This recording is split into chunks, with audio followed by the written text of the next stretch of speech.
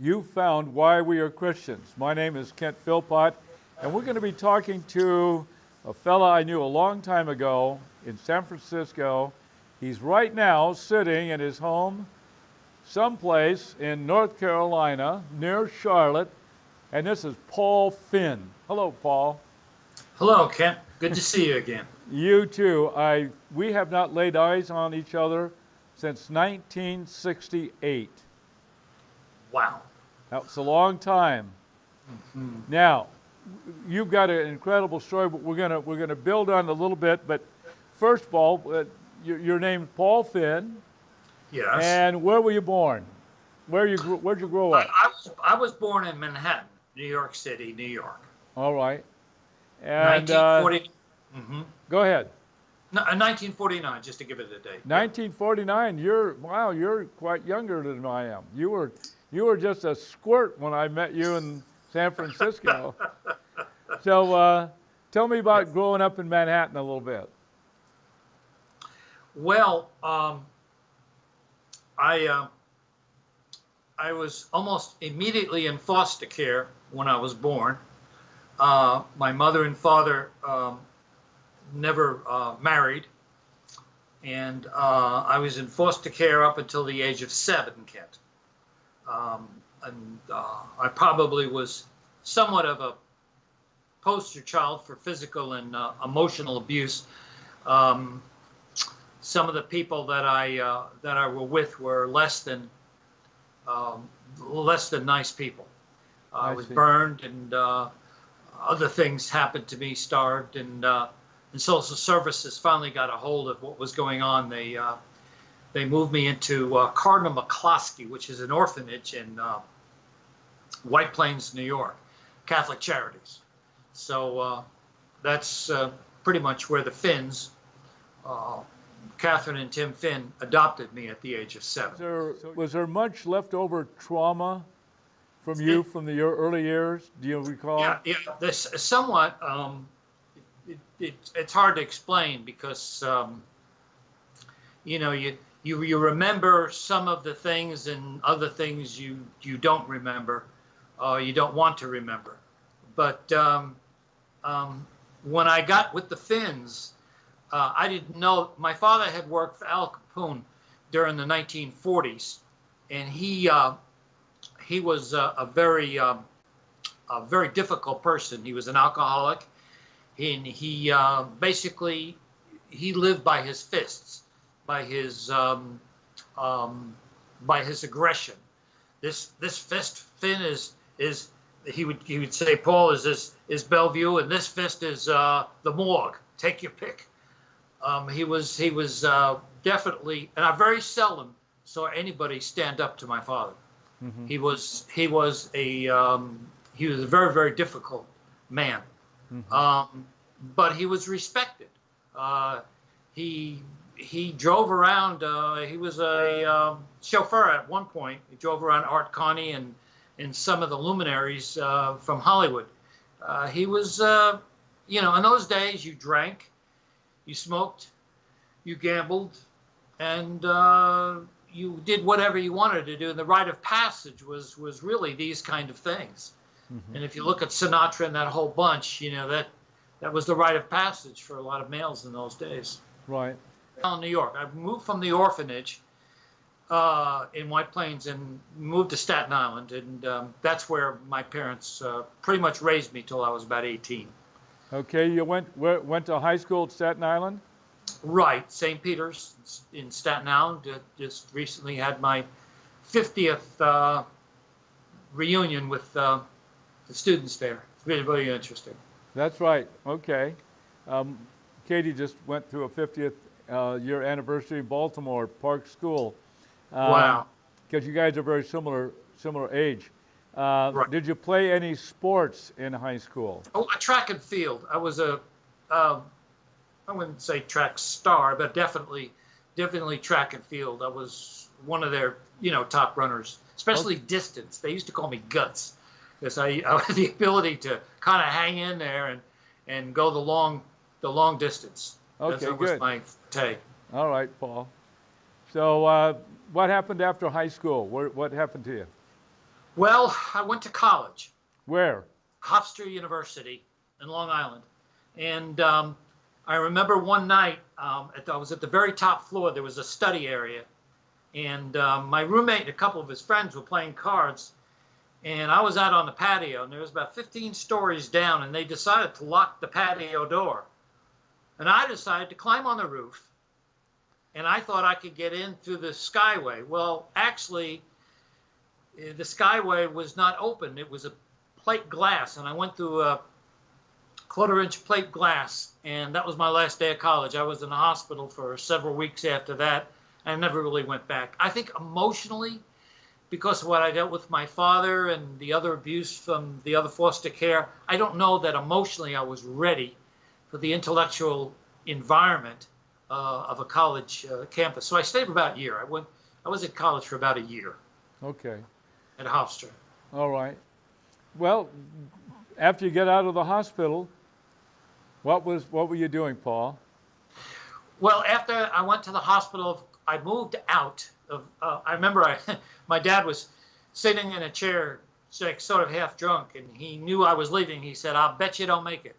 So I went across the street and I borrowed a couple of dollars and put my $2 to his $1, and I said, "There's $2 to your $1, and I bet I do make it." And I walked out, and that's how I got out. And I went to New York City, and I met a Jewish guy by the name of Jacob Lefkowitz,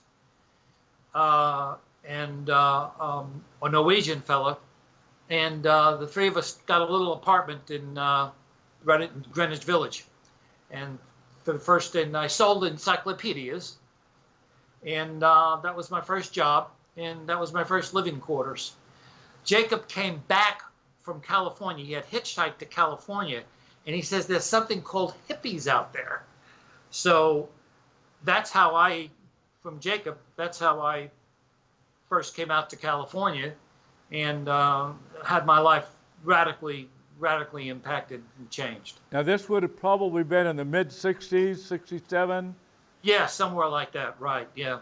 Okay. I was around 18, 19 years old. Okay. And there was a lot of Paul Finns come out to San Francisco Bay Area during that period. right, well, it was Portland, Oregon.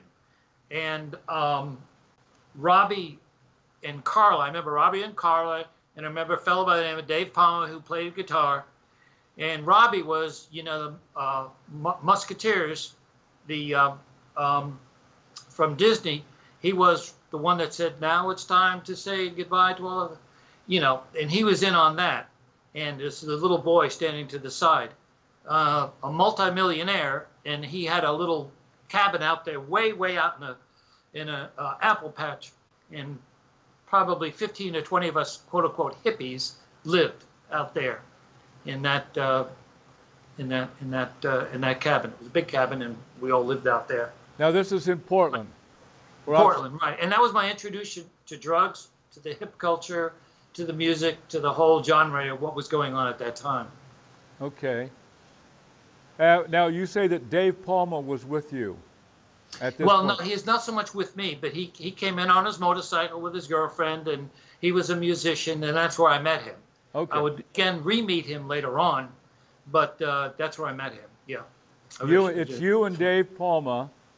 Yeah. That were a part of the Soul Inn the very early first day, and right. Sad to say, we were just discussing that Dave was going to be Skyped, and just 2 days before I Skyped him, he died of pancreatic cancer. So Yes, I'm so pleased to be able to have you on the program, Paul, because you were part of an historic event. So let's back up. You're in Portland, right, someplace in that area. How'd you get to San Francisco? Well, I didn't go directly to San Francisco. There was some hepatitis C. There was some sort of a threat of some sort of a disease going on there. So we all split up from that cabin, and I went up to a place called Los Angeles. And at this time, I was doing poetry recitals. I was going coffee house to coffee house and doing this kind of turned on hippie poetry thing. and I walked into a place called His Place, Arthur Blessed. His Place. Yeah, in Sunset Strip. Los Angeles. I've been there many times. His Place right at the beginning of the Strip. Wow, wow. Not too far away from Pandora's Box. Right, exactly. And I was going to do my little poetry recital, and I noticed behind me was this cross and a red reflection on the floor. It was a painted red cross on the floor. And I started to do, and I couldn't finish. And I started crying. And I stood there under conviction, not even knowing that I was under conviction. And I ran out of the coffee house. They had dimmed the lights, but I could not speak the words of those poetry that I had memorized. It was the first time, I don't know, first time, but it was really a sense of conviction. But I stayed in Los Angeles, and I stayed at this one place down there for a number of weeks, maybe 6 months. I don't know how long it was. But anyway, eventually I hitchhiked to San Francisco. Okay. So now, Paul, you said you were under conviction. Had somebody told you about the message of Jesus? I knew a little bit about, I was raised Catholic, Kent.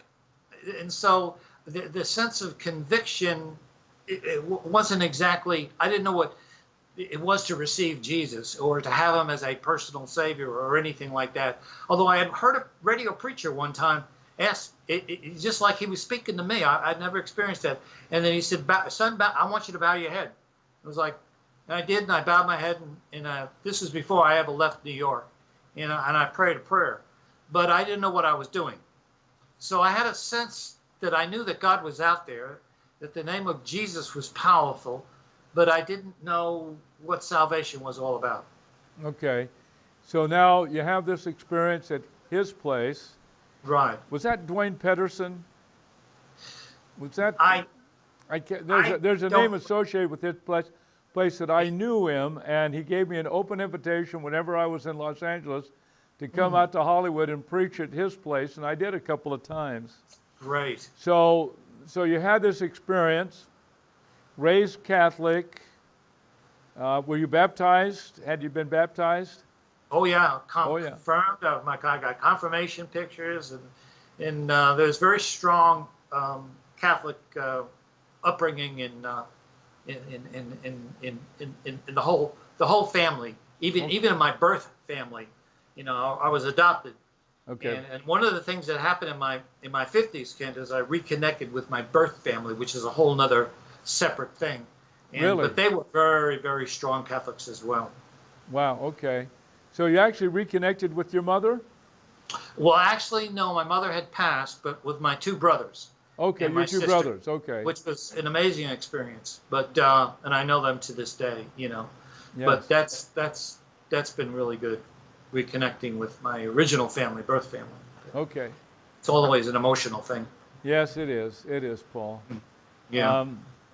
So you're down in L.A. and I think I heard you say that you hitchhiked back up to San Francisco. To San Francisco. Tell me about that. Well, again, it is a little bit sketchy. Again, it's over 40 years. So, but I do know eventually I did wind up in San Francisco. I remember I was on a radio show up there, and I did my poetry thing again. I remember I felt like I was going to be a poet, and that was going to be my career, and all of that kind of stuff. One day I'm standing on a street corner, Haight Ashbury, right? The corner of Haight and Ashbury. And this fella, Charles Manson, I didn't know at the time that that's who he was. Who? Was standing on Charles Manson. Okay. And I didn't know that's who he was at the time. But he was standing on the street corner. He was talking to some young people about the furry animals and how they were being tortured and how nature was disappearing from the world and blah, blah, blah. And he was doing all this stuff. Very, very charismatic man. And I asked him when he got through talking, I said, look, I don't have a place to stay. So he gave me an address. And I had some cut off jeans, and I put the address in a piece of paper in my back pocket, and I lost it. And I asked somebody, do you know where this guy Charlie lives? And they said, you don't want to go there. So they gave me another place to stay. Well, the next day I came back to the corner of Haight Ashbury, and I'm standing around, and I'm looking for this guy in the black, cape or whatever he was wearing. And up comes this fella, Dave Palmer, who I knew from up there.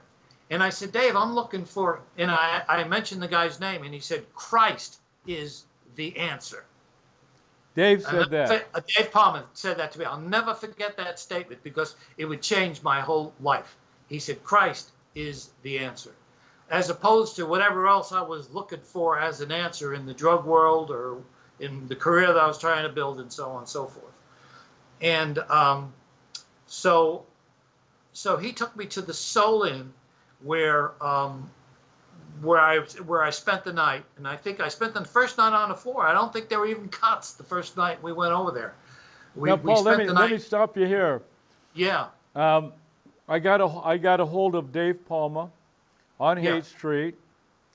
He came to the Soul Inn before we'd started. Mm-hmm. We had no beds. The Salvation Army eventually got us beds and gave us a start. So you came there. You were actually the second person to come. It was at a Baptist church storefront, 41st and 42nd in Balboa, what they call it, out of Richmond. And we were there, and you and I and Dave and another fellow named Roy, we started putting together the first of the Christian houses. Wow. That was in 1967, 68. 1967, 68 in the winter there. And so that's how you got there. Isn't that something? Yeah. And so there was probably at that time, there were just you and I and Dave Palmer and this guy named Roy. Wow. That was probably just it. And so you're still not a Christian at this point. Right. In about 2 weeks, I'm there.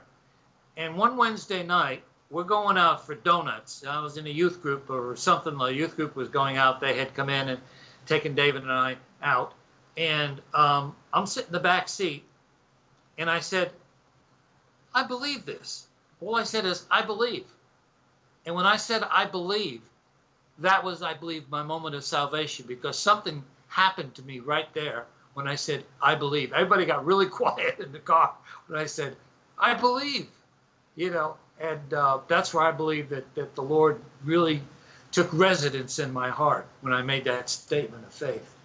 Yeah. And it was about 2 weeks after. It was a Wednesday night after I walked in the door. Soul Inn. Those would have been some guys, actually were seminary students at Golden Gate Baptist Theological Seminary in Mill Valley, friends of mine, and they were part of the Lincoln Park Baptist Church, very small little group. Okay. And it was probably after a Wednesday night prayer meeting, like Baptists like to have. Right. So now, what happened after that? So you said, I believe. Now, what happened then?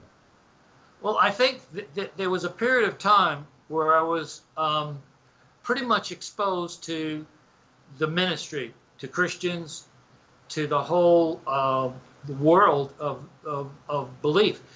Kent, not so much being raised just as a Catholic, but the idea of a personal relationship, that word personal, evangelicals kind of just throw it out there. But to me, it was like a diamond in a diamond ring. That word personal, that somebody personally cared for me, that somebody personally died for my sins, that personally, that Jesus was personal, not just some mystical character up there in the heavens or in the Blessed Sacrament, or maybe something that some prelate had said, but that he loved me personally and wanted to personally relate to me. That was a huge revelation to me. Right. And so gradually I became more and more acquainted with this Jesus on a personal level through the Bible and through, instruction there at the Soul Inn, because it seemed like a lot of people just came and went.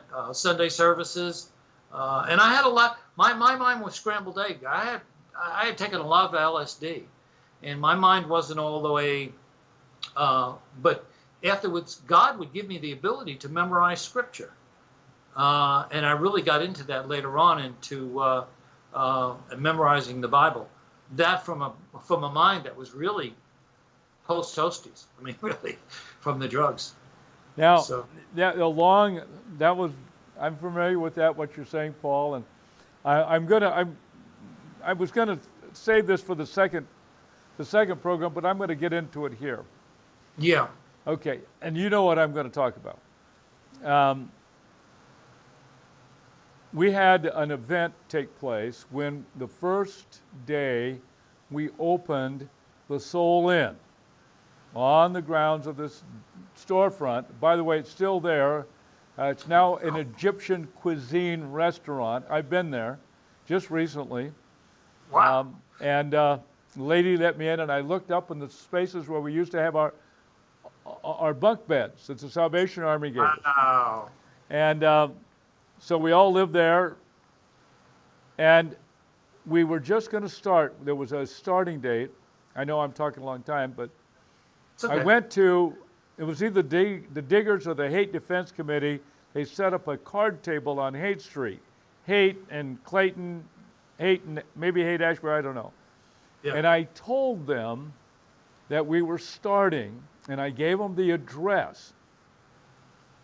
It's about, if you're going to walk there, it'd take you about 2 hours, because I walked it many times from the Haight down to the outer Richmond. So anyway, we're there. You, Dave Palmer, and a guy named Roy. We had no table. We had a 4x8 piece of plywood. We had no money. We had a quart can. I don't know if it was stew, pork and beans, but we had cooked it on the stove. I cooked it, actually. I took off the wrapper and I set the can on the stove. We had the stove. We had a makeshift kitchen. I turned it on, Paul. Wow. And we ate, you and I, Dave and Roy. It was about, maybe 1.5 inches, 2 inches at the bottom. And there was a knock on the door. It's about 10 o'clock at night. Opened the door, and 26. Now, Dave Palmer said there was 14. I think he was wrong. I counted them, 26 hippie kids from the Haight Ashbury that the Diggers Haight Defense Committee sent down. And I dished it out. You were holding the cups, paper cups. You were handing them to Dave. Dave was serving them. And someplace we realized, you and I, a miracle was taking place, multiplication of food. And when we finished, there was as much left as when we started. I remember that. Yeah. Now, we lost touch with each other, Paul. Yeah. And 5 or 6 years ago, you called me on the phone. I said, "Stop, Paul, don't say anything." I said, "What happened on the night we started Soul Inn?"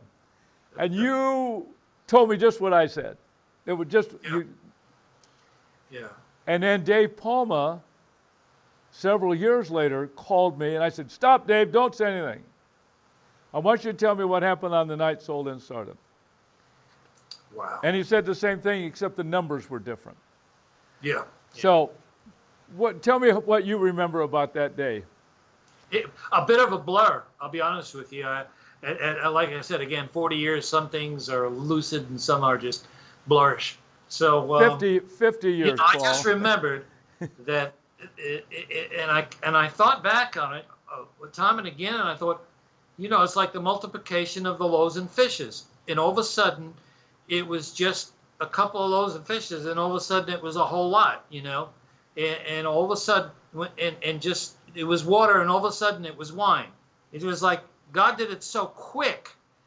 It was almost like it didn't happen, but it did. You know what I mean? It was so quick. We didn't ask for it. We didn't pray about it. It just happened. It just happened. Yeah. And I just remember the quickness of it. It was over before we knew it, and we'd all eaten, and all these people had eaten, and it was just one of those amazing things that God did. And he would do a number of things like that to really show up in those days in a way that we would look back and we'd say that was revival. Now, today, we would have to pray for revival, but that was, in a sense, an atmosphere of revival. That was, it was know. the Jesus People movement from 67 to 72 was an Yeah. awakening, and there were many kinds of signs and wonders and miracles Yes. that took place. Yeah. But we were blessed to be able to see that in the very early part of the Jesus People movement. Mm-hmm. It was so startling to me, Paul, that there were some times when I wouldn't talk about it. I went for many years without mentioning that because I thought people would think I was crazy, I was making things up, I was lying. Mm-hmm. And I began to wonder at times, Philpott, did you really have that happen? And it was your phone call. When we got back connected, Paul, when I heard you affirm the same thing, I said yes. And then Dave affirmed it. And so I'm talking about it again. Now, we got 2 minutes left on this first program. Sure. And I don't want to get into too much of what happened after that. But about how long did you stay at Soul Inn? Oh, and by the way, did you get baptized? I don't remember that. I linked up with a ministry in Kansas City when I left the San Francisco area called Truth for Youth, and I was baptized in a Berean Baptist church out there in let's see, where was it? Independence, Missouri, right outside of Kansas City. So well, I know. Usually, I baptized everybody pretty much right away. We would drop down to the end of Balboa to Ocean Beach, and I'd baptize people. But maybe I didn't do you. So, well, it's possible you did, and I didn't remember. How long were you at Soul Inn?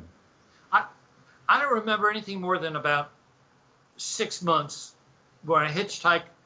I think it was 3 hitchhiking back and forth from the United States, from San Francisco to New York, New York to San Francisco, and I hitchhiked back to, and that's where, halfway I met in Kansas City. I met Wayne Brook, which was part of the Truth for Youth, and I would come back into San Francisco later on, of course, meet up with David again, and then we would move to Staten Island and set up a ministry there. And I remember, you were counseling us that maybe we were moving too soon, we were too young in the Lord, and that maybe we should kind of wait and get more instruction and more established, I think, was your think. Paul, you brought us up to a good stopping point. We're gonna end the program now. This is part 1. We're going to be talking with Paul Finn in part 2 of this interview on why we are Christians. Hope you find it. So long.